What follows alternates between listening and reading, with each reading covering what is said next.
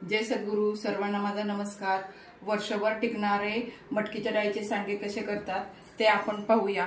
पहिल्यांदा ही अर्धा किलो मटकीची डाळ आहे, ती स्वच्छ निवडून घेतली आणि तिला व्यवस्थित पुसून घेतलेली, कारण का त्याला पावडर वगैरे असते म्हणून त्याला पुसून घेतलेले आहे.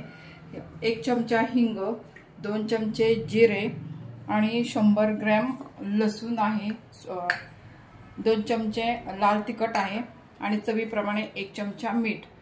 पहिल्यांदा आपण मटकीची डाळ वाटून घेऊया.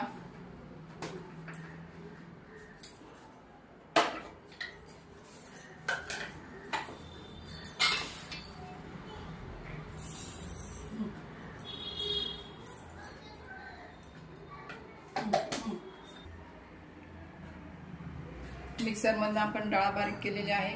डाळ अशा प्रकारे जाडसर बारीक करायची, एकदम पीठ करायचं नाही. पीठ केलं तर सांडगे करता येत नाहीत. आणि लसूण आणि जिरे पण बारीक करून घेतलेले आहेत. आता आपण हे सगळं साहित्य एकत्र करूया.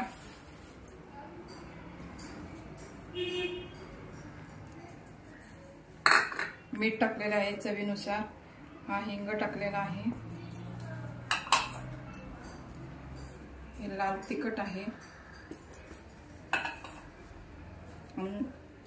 लसूण आणि जिऱ्याची ही पेस्ट केलेली आहे.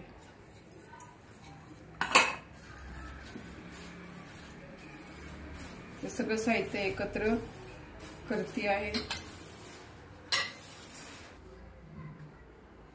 अशा प्रकारे सगळं साहित्य एकत्र केलेलं आहे. आता पाणी टाकून मळत आहे. अशा प्रकारे हे पीठ मळून झालेले आहे आणि हे पीठ मुरण्यासाठी अर्धा तास आपण असंच ठेवून देणार आहे. मुरल्यावर पीठ फुगतं, त्यामुळे असंच ठेवून देणार आहे. अशा प्रकारे पीठ आपलं भिजलेलं आहे. हे परत एकसारखं करून घेतले.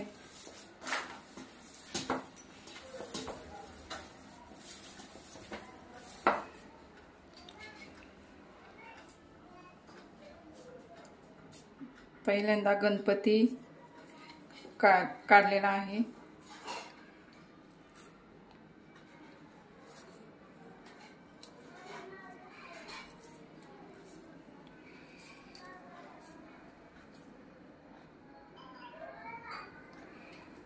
त्याच्याखाली असे 5 पांडव काढून घेतात.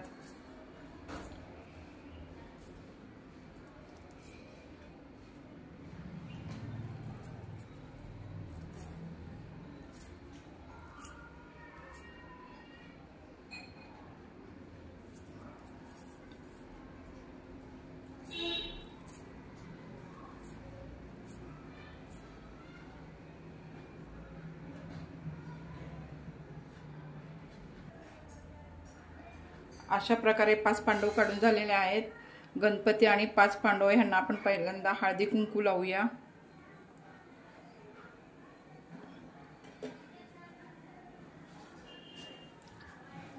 आणि सांडगे करायला सुरुवात करूया. सांडगे एकदम बारीक बारीक घालायचे, कारण का मोठे जर घातले तर ते शिजल्यानंतर खूप मोठे होतात, त्यामुळे घालतानाच बारीक घालायचे.